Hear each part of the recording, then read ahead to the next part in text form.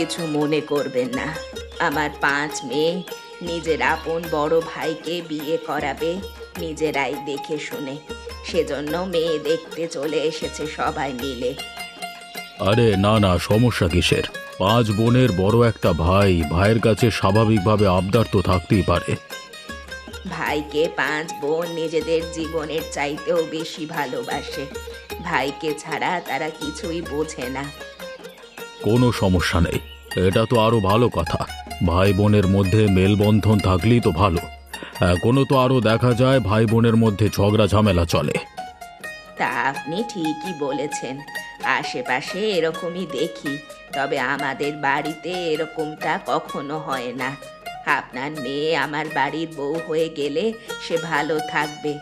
এখন আপনি যদি রাজি থাকেন তাহলে আপনার মেয়েকে বউ বানিয়ে আমাদের বাড়িতে আমরা নিতে চাই। আমার 5 মেয়ের পছন্দ হয়েছে, আমারও পছন্দ হয়েছে আপনার মেয়েকে। মেয়ের সাথে আমি একটু আলাদাভাবে কথা বলবো, তারপর মেয়ের মতামত আপনাদেরকে জানাবো। আচ্ছা ঠিক আছে, আজকে তাহলে আমরা আসি, আপনি জানাবেন।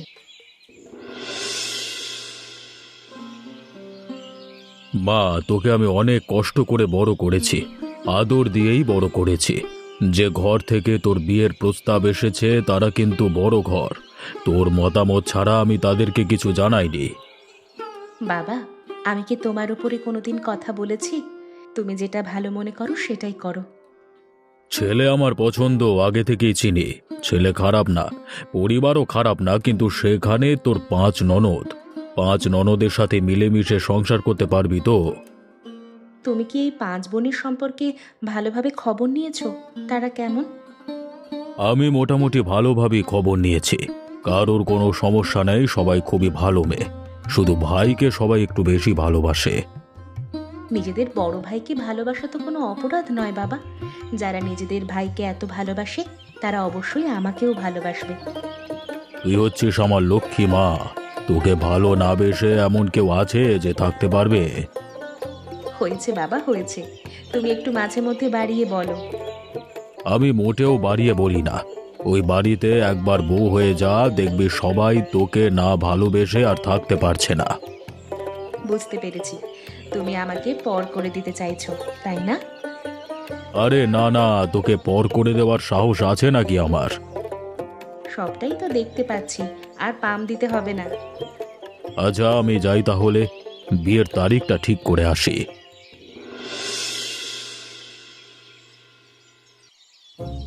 এ কি বৌদি, তুমি আসতে না আসতেই কাজটা কিন্তু ভালো করলে না। কেন গো, আমি আবার কি করলাম তোমার? কি করেছো এখনো বুঝতে পারছো না? না, বুঝতে পারছি না, তুমি একটু বুঝিয়ে বলো। আমি আমার দাদার পাশে সব সময় বসি, আজকে দেখছি তুমি আমার দাদার পাশে বসে আছো। তুমি কি আমার জায়গাটা দখল করতে চাইছো? আরে না না, আমি তোমার জায়গা দখল করব কেন? তোমার জায়গা সব সময় তোমারই থাকবে, আমি কখনোই দখল করব না। এই যে চোখের সামনে দখল করে বসে আছো, আবার মিথ্যে বলছো যে কখনোই দখল করবে না। আচ্ছা ঠিক আছে, আমি জায়গা ছেড়ে দিচ্ছি, তুমি এসে তোমার দাদার পাশে বসো, আমি অন্য পাশে বসছি। কখনো আমার দাদার পাশে বসবে না, আমি কিন্তু সব সময় দাদার পাশে বসি। দাদার পাশে অন্য কেউ বসলে আমি তো সেটা সহ্যই করতে পারি না। হয়েছে হয়েছে, বুঝতে পেরেছি, আমি বিশাল বড় ভুল করেছি। এমন ভুল আর কখনো করব না। আমি সরে অন্যদিকে বসছি, তুমি এসে তোমার দাদার কাছে বসো, আমার কোনো সমস্যা নেই। মা, আপনি এত কষ্ট করছেন কেন? আপনি তো আমাকে ডাকলেই হতো, আমি রান্না করতাম। এ কি বৌমা, তুমি আজকে রান্নাঘরে চলে এসেছো? মানুষজন আমাদেরকে কি বলবে? মানুষজন আমাদেরকে নিয়ে খারাপ কথা বলবে, কটু কথা বলবে, বলবে নতুন বউ এনেই কাজে লাগিয়ে দিয়েছি। মানুষজনের কথা আপনি এত ভয় পান কেন? আমি তো মানুষজনের কথায় ভয় পাই না। এটা এখন থেকে আমার স্বামীর বাড়ি, আমি করব না তো কে করবে? সব কিছু করার একটা সময় আছে বৌমা। কালকে তুমি এ বাড়ির বউ হয়ে আসলে, এখন যদি রান্নাঘরে আসো, কেউ দেখলে আমাদের নামে তো বদনাম করবেই করবে। তারপর তোমার বাবাকে গিয়ে জানাবে, তারপর তোমার বাবা ভাববে তার মেয়েকে এনে কাজ করাচ্ছি। আমার বাবা মানুষের কথায় কখনো বিশ্বাস করবে না। বাবার যদি কখনো এমনটা মনে হয়, তিনি এখানে চলে আসবেন, আমার কাছে জিজ্ঞেস করে নেবেন। বাবা গো বাবা, তোমার সাথে আর আমি কথা বলে পারবো না। আপনি আমার সাথে কথা বলে কিভাবে পারবেন মা? আমি তো জোয়ান মেয়ে, আপনার তো বয়স হয়েছে। তুমি আমাকে বয়স্ক বললে তাই না? বৌমা, তোমাকে একটা কথা বলতে চেয়েছিলাম। বলুন না মা, সমস্যা কি? আমার মেয়েদের কথায় তুমি কিছু মনে করো না। ওরা ওদের দাদাকে একটু বেশি ভালোবাসে তো, সেজন্য মাঝে মধ্যে পাগলামি করে। এসব নিয়ে আপনি চিন্তা করবেন না মা, ওরা তো আমার ছোট বোনের মতোই। আমি এসব নিয়ে কখনো ভাবি না।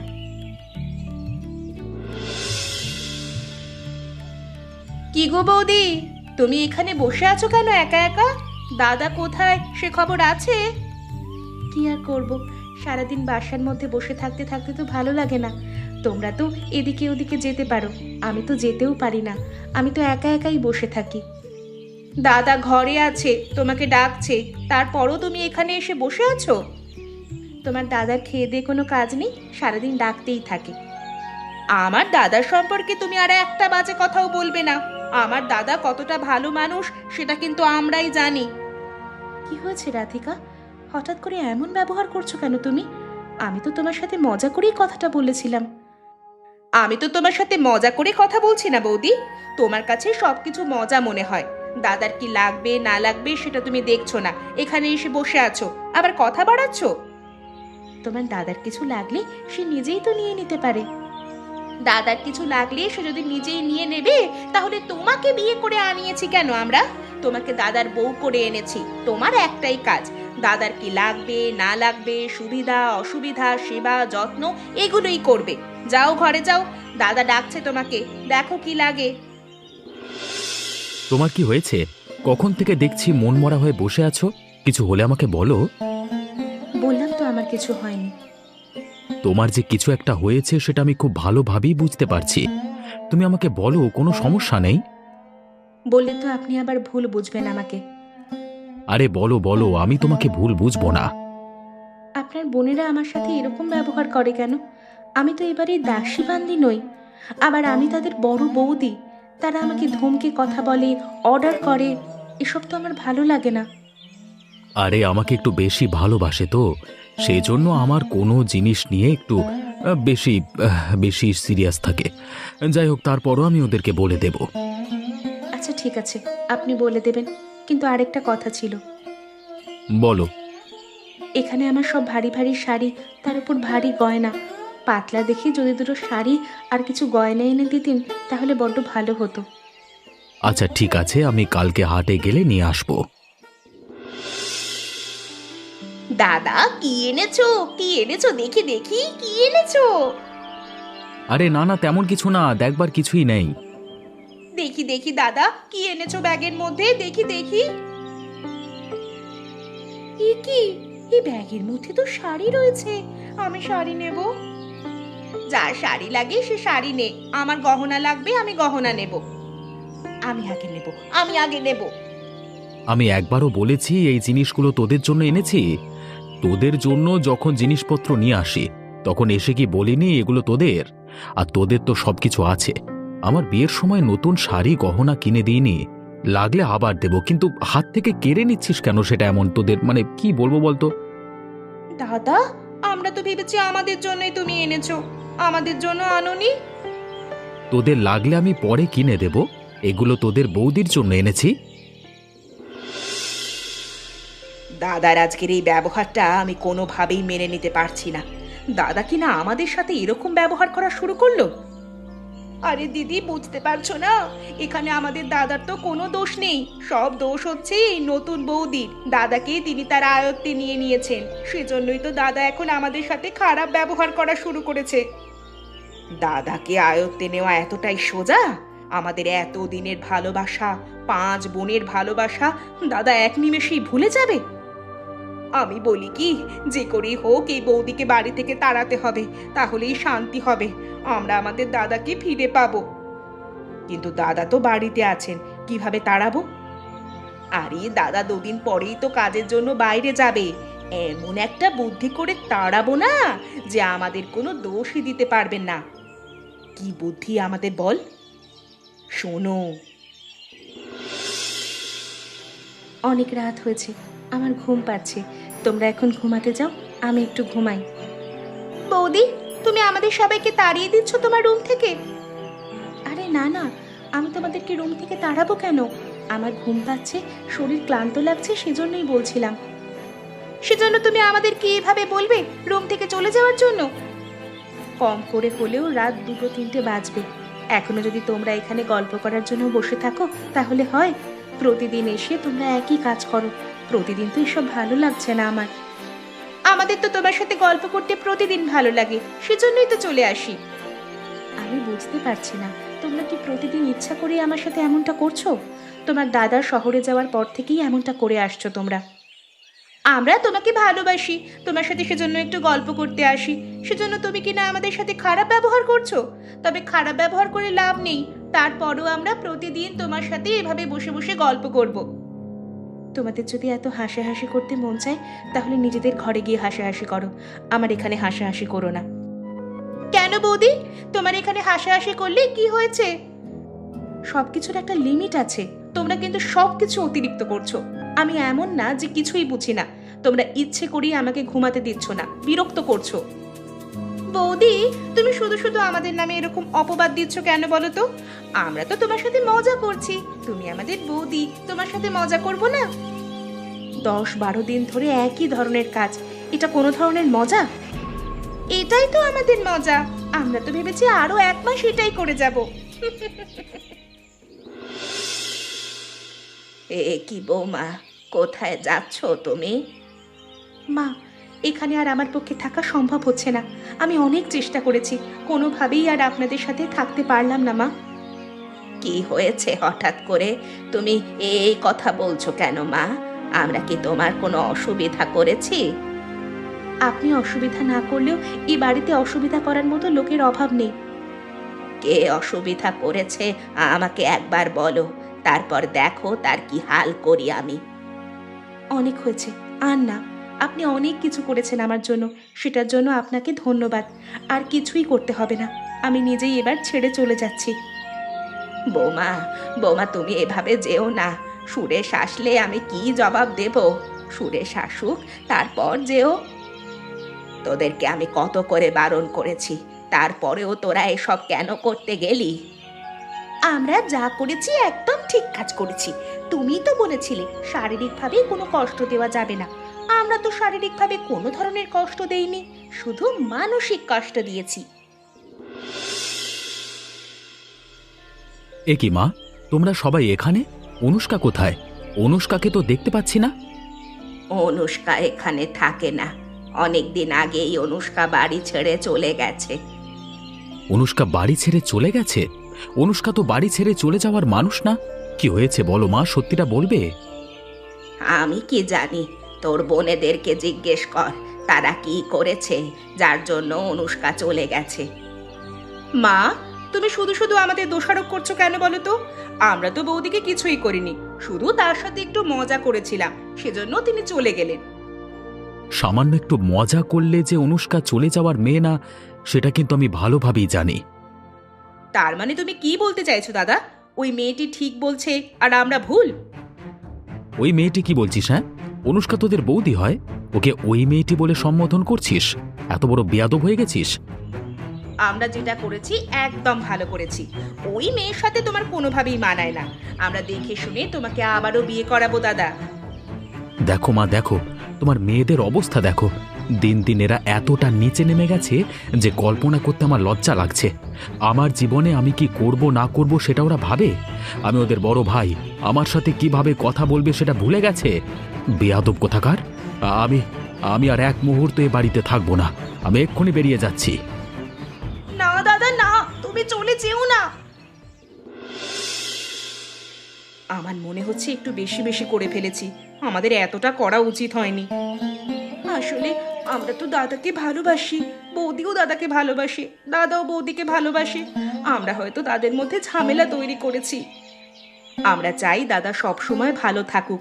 এখন বৌদি চলে গেছে, এজন্য দাদা অশান্তিতে আছে, এমনকি বাড়ি ছেড়ে চলে গেছে। আমাদের ভালোবাসারও দাম নেই। আমাদের বাড়াবাড়িটা বেশি হয়েছিল। আমরা আসলে দাদার ভালো চাইতে গিয়ে তার খারাপ চেয়েছি বেশি। আমাদের উচিত দাদা ও বৌদির কাছে গিয়ে মাফ চাওয়া এবং তাদেরকে বাড়িতে ফিরিয়ে নিয়ে আসা। তারা আমাদেরকে ক্ষমা করবে কিনা সেটাই তো বুঝতে পারছি না। লজ্জায় কিভাবে যে তাদের সামনে যাব সেটা জানি না। লজ্জা নিয়ে বসে থাকলে তো আর হবে না, কিছু একটা করতে হবে। এভাবে যদি আমরা বসে থাকি দাদার জন্য নিজেরাই কষ্ট পাবো। 2 দিন হয়ে গেল দাদাকে দেখতে পাই না। দাদা শহরে মাসের পর মাস থাকে, তাতে কষ্ট হয় না। এখন বাড়ি থেকে 2 দিনের জন্য চলে গেছে রাগ করে, সেটার জন্য প্রচণ্ড কষ্ট হচ্ছে। শুধু দাদা নয়, মাও তো আমাদের সাথে কথা বলছে না। মায়ের জন্য দাদা তো আর বাড়ি ছেড়ে যায়নি, আমাদের জন্যই গিয়েছে। আমরা যেহেতু ভুল করে ফেলেছি, ভুলের মাসুল আমাদেরই গুনতে হবে। তাহলে আর এখন বেশি দেরি করা ঠিক হবে না। চলো আমরা বৌদির বাড়িতে যাই, সেখানে গিয়ে তার কাছে ক্ষমা চাই, তারপর তাদেরকে ফিরিয়ে নিয়ে আসি। কবিতা একদম ঠিক কথাই বলেছে, চলো সবাই। তোরা আবার এখানে এসেছিস কেন? তোরা কি চাচ্ছিস এখন আমি এ বাড়ি থেকে চলে যাই? কোনোভাবেই আমাকে শান্তিতে থাকতে দিবি না। দাদা, তুমি এমনভাবে আমাদের সাথে কথা বলো না। তুমি এমনভাবে কথা বললে আমাদের কতটা খারাপ লাগে সেটা তুমি জানো। কি করলে তোদের ভালো লাগে আর কি করলে তোদের খারাপ লাগে সেটা আমি ভালো করেই জানি, কিন্তু আমার যে কিসে আনন্দ হয় কিসে দুঃখ হয় সেটা তো তোরা কখনো জানতে চাসনি। তোরা শুধু তোদেরটা আমার উপর চাপিয়ে দিয়েছিস। দাদা, আমরা তোমার ছোট বোন হয়ে একটা ভুল করতেই পারি। তুমি তো আমাদের বড় দাদা, তুমি তো আমাদেরকে ক্ষমা করে দেবে, তাই না? আমি ক্ষমা করবার কেউ না। যার সাথে তোরা অপরাধ করেছিস তার কাছে ক্ষমা চা। অনুষ্কা বৌদি, তুমিও আমাদেরকে ক্ষমা করে দাও। আমরা ভুল করেছি। তোমার ছোট বোন হিসাবে আমাদেরকে ক্ষমা করে দাও। তোমার যদি বোন থাকতো ক্ষমা করে দিতে না ভুল করলে? আমি তো তোমাদের সবাইকে বোনের মতোই ভালোবাসতে চেয়েছিলাম, তোমরা আমাকে গ্রহণ করনি। আমরা আমাদের ভুল বুঝতে পেরেছি, তোমাদেরকে ফিরিয়ে নিতে এসেছি। এখনই চলো, না হলে কিন্তু আমরা কেউ আর বাড়ি ফিরে যাব না। তোমরা আমার ছোট বোন, তোমরা ভুল করলে অবশ্যই আমি ক্ষমা করে দেব। আমি তোমাদের ছাড়া এখানে কিভাবে একা থাকবো? 6 বোন একসাথে মিলেমিশে থাকবো, চলো। যে এতদিন আমাদের সাথে কথা বলছিল না, সে কি এখন আমাদের সাথে কথা বলবে, নাকি আমরা চলে যাব? কেন কথা বলছিলাম না সেটা ভালো করেই জানিস। এখন যেহেতু নিজেরা নিজেদের ভুল বুঝতে পেরেছিস, আমার আর আপত্তি কিসের? বৌদি, তুমি এমন একটা জিনিস করলে বাড়ির মানুষজন আমাদের বিপক্ষে চলে গেল। এমনকি আমাদের মাও আমাদের সাথে কথা বলছিল না এতদিন ধরে। আমি তো কিছুই করিনি, আমি সবাইকে ভালোবাসি। তোমরাও যদি আমাকে ভালোবাসো, আমার আর সমস্যা কিসের? একবার যেহেতু তুমি এ বাড়িতে চলেই এসেছো, আর কখনো এখান থেকে তোমার ফেরত যেতে হবে না। আমি আর ফেরত যাচ্ছি কোথায়? তোমাদের সবাইকে পাঠিয়ে দেব, এক একটাকে এবার বিয়ে দিয়ে দেব।